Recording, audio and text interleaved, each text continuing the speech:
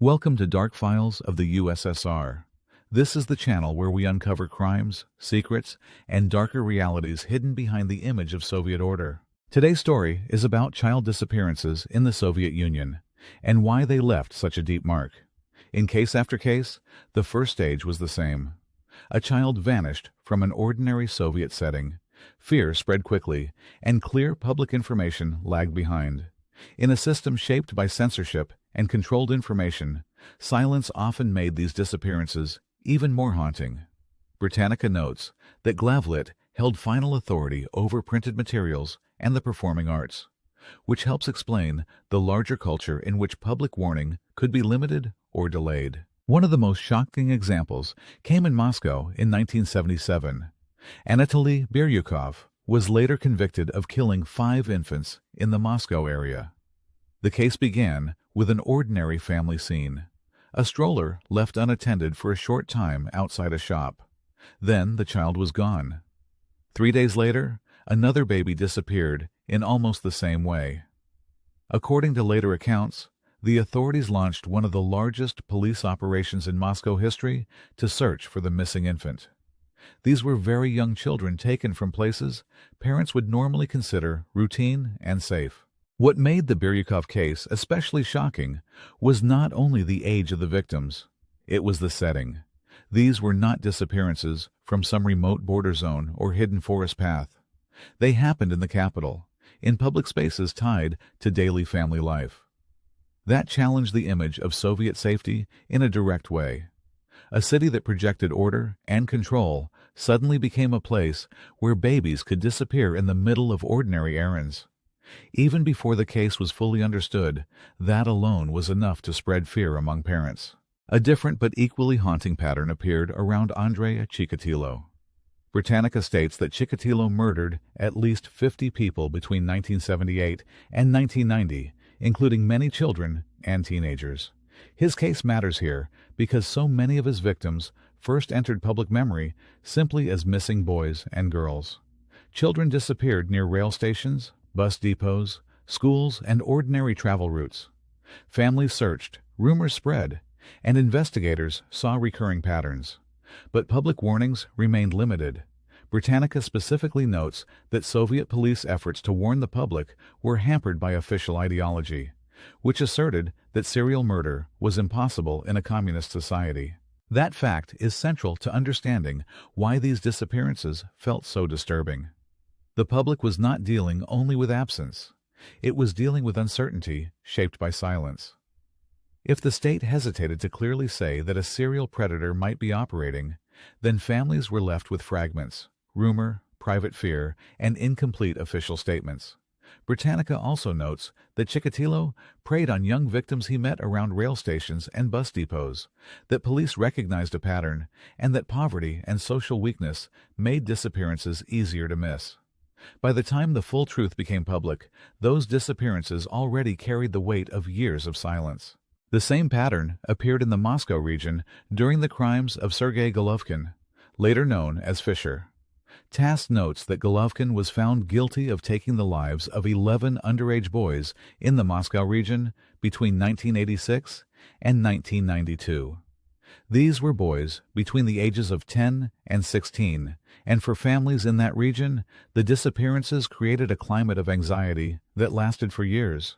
This case mattered because it showed how even late in the Soviet period, children could disappear repeatedly, while the offender remained unidentified for far too long. Golovkin's case was especially unsettling because he looked ordinary. Later reporting described him as a normal worker with a stable job and no obvious public signs that would immediately make people suspicious. Families often imagine danger as something visibly abnormal. But in these cases, danger could blend into everyday life. Boys vanished from local routes, suburban areas, and places connected to routine movement. That made fear harder to contain, because it was no longer attached to one strange place. It was attached to ordinary life itself. There is also an earlier Soviet case that shows how long this problem existed. Vladimir Vinichevsky, later called the Urals Monster, was convicted over a series of attacks on very young children in Sverdlovsk, Nizhny Tagil, and Kushva in 1938 and 1939. Later accounts say he committed 18 attacks on children between the ages of 2 and 4, 8 of them fatal.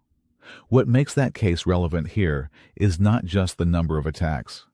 It is the way the investigation struggled to connect the disappearances and attacks into one pattern.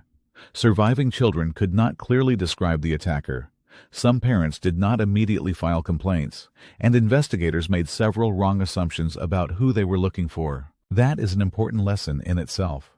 Child disappearances are often frightening because they begin with so little information. In the Vinichevsky case, that lack of information created room for confusion, delay, and error. Only in the summer of 1939 were all known cases connected into one pattern, and even then, not every attack in nearby cities was initially linked. By that point, the fear had already spread. This was long before the late Soviet years, but it shows that the Soviet system had been vulnerable to the same weakness for decades. Children could disappear, patterns could emerge, and authorities could still take too long to see the full picture. What links these cases together is not that they were identical. The victims were different ages, the cities were different, the offenders were different, but they all exposed the same Soviet vulnerability. Once a child vanished, the family needed speed, clarity, and public warning. Too often, the system offered something slower and more controlled instead. Information stayed limited. Fear moved through rumor, and the official image of social order made it harder to publicly admit how dangerous the situation might really be. Chikatilo's case shows that problem in the clearest form, because even police warnings were constrained by ideology. That is why these disappearances hit so deeply. A child disappearance does not affect only one victim. It destabilizes the places adults are supposed to trust most. The walk to school, the courtyard, the store entrance, the station platform, the route home. In the Soviet context, those cases also exposed a contradiction. The state claimed discipline, safety, and control. But the families living through these disappearances encountered something else. Uncertainty, delayed truth, and a sense that ordinary life could become dangerous without warning. Cases like Biryukov, Chikatilo, Golovkin, and Vinichevsky did not just frighten parents because children vanished. They frightened parents because the disappearances seemed to come out of normal life itself. The silence around such cases made them even more haunting. In an open society, fear can at least be met with broader public awareness. In the Soviet Union, public awareness itself was often restricted. Censorship, bureaucratic caution, and ideological denial could all slow the message families needed most. There is a danger, and you must be careful now. That did not make the disappearances less real. It made them harder to understand while they were unfolding. And that is why so many of these child disappearances still feel unresolved in memory, even when the offenders were eventually identified. In the end, the most shocking child disappearances in the USSR are remembered not only because children vanished, but because so many of those vanishings unfolded inside an atmosphere of incomplete truth. Some were eventually solved by arrest and conviction. Some were understood only years later. But the emotional pattern stayed the same. A child was there, then suddenly not there. Parents searched, rumors grew, and silence often did part of the damage. That is what made these cases so powerful then, and why they remain so haunting now. This is Dark Files of the USSR. If you want more fact-based stories about hidden crimes, buried fear, and the darker side of Soviet history, subscribe and stay with us.